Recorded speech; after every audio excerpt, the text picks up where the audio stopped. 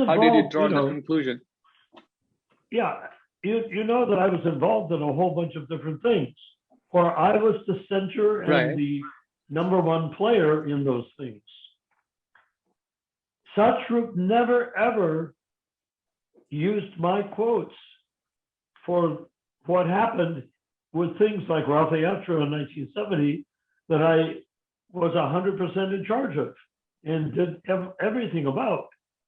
But what he did was he quoted Tamal, who was in Los Angeles with Srila Prabhupada, describing what I was doing, even though Tamal really didn't have any idea what I was doing, except for what people told him. So, and I checked out all these other things. Everything he did was to establish the 11 gurus as the authority, and everybody else either supported him or was left out. I was never against them all. It's just that I wasn't a guru, so therefore I couldn't be an authority. Only gurus could be authorities. Does that make sense? Hello?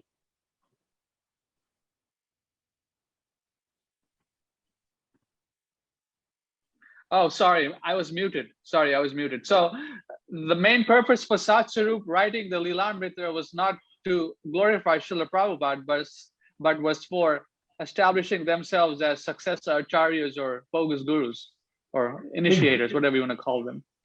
Precisely. That's exactly what it was for. Because if you read it, I mean, they did hundreds of hours of tapes of different devotees. Practically none of that got into the Lilamrita. And Satsrup made up tons of stuff just out of his imagination. I started reading it, and frankly, I skipped through it here and there, but I never read it further after he says, Abhay Charan was walking down the road and he saw a dog and it was covered with fleas or disease, and he was thinking, oh yes, that is the condition. And I mean, who the hell is he to define what Prabhupada was thinking? Right. If you look at the Lilamrita and go through it, you'll see that it's all his, but remember, he's a guru, so he can do no wrong. He can't make a mistake because he's he's supposedly on the same level as Prabhupada.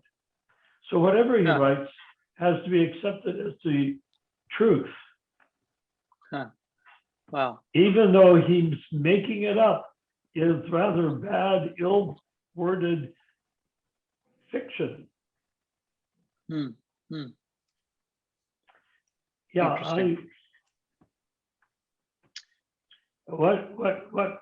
when I was in Berkeley, I came to his weird house trailer thing with old office desks from thrift stores in it, and he was sort of behind one.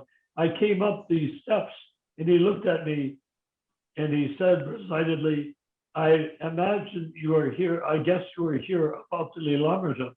I didn't say a word about I just said Hare Krishna, but on my humble basis is like that.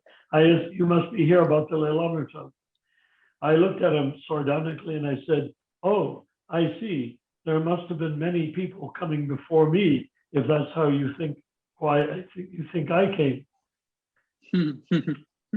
And so that went into a whole conversation until he got to the part where I said, you know, Satsrup, I did come to take fault with your Lilamrita because I think I have a degree in English literature. I know all the rules of authorship. I know the rules of everything. And I said that you made your story, etc. I will say the greatest thing that you actually accomplished was that you got all of those tapes, hundreds of tapes of firsthand recollections by devotees and the transcripts, tapes and transcripts, so that at some point,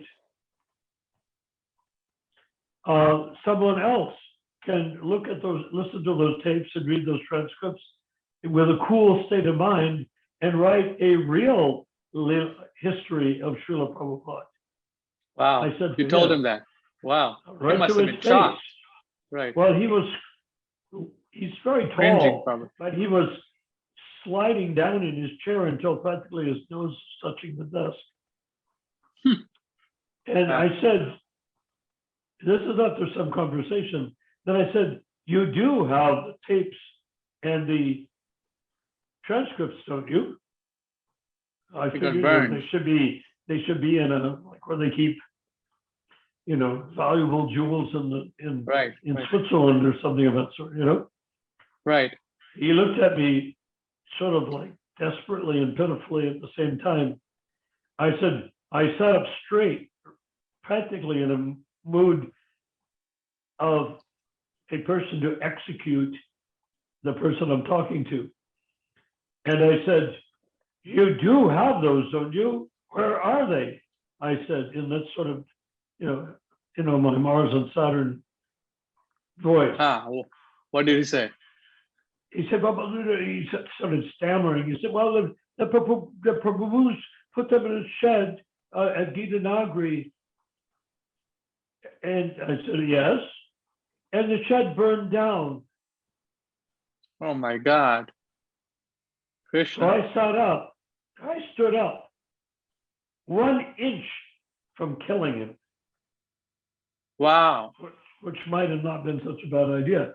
But anyhow, Right. I stood and I looked at him ferociously and I started to go out because there was nothing else to say. If you want to Right. hear the bullshit, read the Leelamrita. So I looked at him and I said, I see you have taken the precaution of being the only biographer of Srila Prabhupada. Oh, I see what you're saying. Only by Yeah, the only biographer, because he destroyed the source material. All you have is what he wrote, which was fictional. A lot of it was fictional. Yes. He put in a lot of little tiny books, little red books of Prabhupada quotes, and he had some little drops of nectar. When I started reading the little drops of nectar, I realized they were vicious. So I began to call the books little drops of poison. Wow, wow. This So, huh. so I left there and I realized that things were irretrievably bad. Very bad. Huh? What year was this? Narayan Prabhu, you remember? Right after Srila Prabhupada left? 78, 79? No. It's sometime in the 80s. It took him 2 years just to collect, at least 2 years from when he started to do the project, which was probably 81 or 82. It took him a couple of years. He had this guy with a mustache that used to work for the CIA, going around and recording everybody. He made I think like 4 hours of recording of my recollections of Srila Prabhupada. What do you mean 4 hours of recording? Well, I sat there and talked into the microphone for 4 hours. Oh, for you. You're just me. Can you imagine just... other people that had even more association than I did? What they could have done? There were hundreds of tapes. Hundreds of tapes. Wow. Hundreds of tapes. Wow. Yeah. This is like, Jesus. Did he live? Did he not live? Who knows? There's no real proof that he existed and no real proof that he didn't exist. And what about the Gospels? They were written 75 years after he was gone. Back in those days, 75 years was like 2 lifetimes, Right. You keep going down that path and you realize there's nothing. There's nothing to establish Jesus was actually present. You talk about the different Gospels, and then you go to the Council of Nicaea, it's all chopped and butchered all the way down. So that's what Satsarup, a Catholic, did to his Wow. Gospels, the Gospels of Srila Prabhupada. Instead of 4 disciples writing 4 Gospels, you had hundreds of disciples writing Gospels. Wow. Yeah. And he allowed them to be destroyed.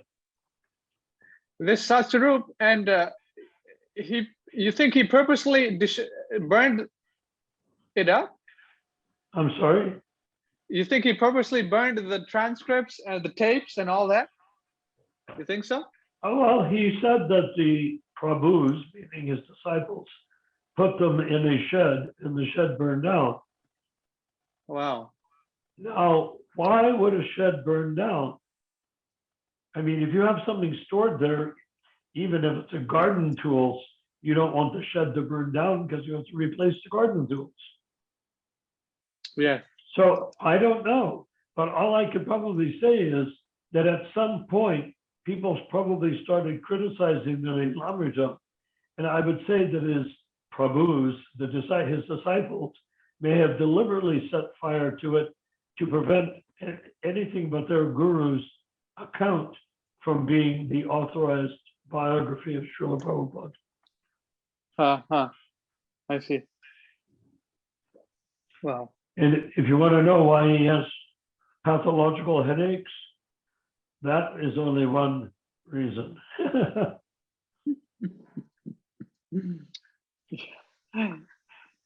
Wow, these people are really something.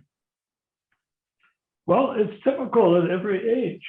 How come nobody kept proper records of Jesus?